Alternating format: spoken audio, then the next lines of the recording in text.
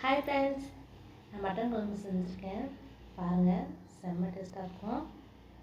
இது வறுத்து அரைக்க வேண்டியது சோம்பு, சீரகம், இஞ்சி பூண்டு, சின்ன வெங்காயம், அவ்வளோதான். தண்ணி சேர்த்து அரைச்சி வச்சுக்கலாம். நான் அந்த டயத்தில் வீடியோ எடுக்கலை. இப்போ நான் குக்கரில் கடலெண்ணெய் சேர்த்துருக்கேன்.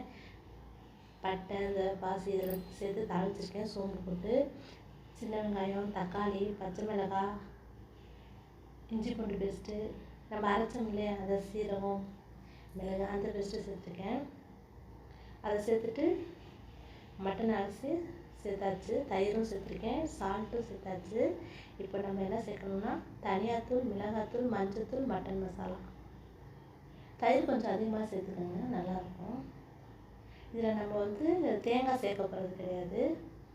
எல்லாம் சேர்த்தாச்சு, நல்லா 5 நிமிஷம் கொதிச்சிருச்சு.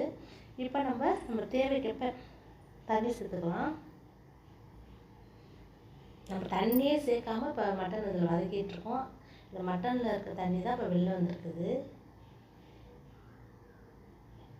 போதும், 5 நிமிஷம் ஆயிடுச்சு. இப்போ நம்ம தண்ணி தேவைக்கேற்ப நம்ம சேர்த்துக்கலாம்.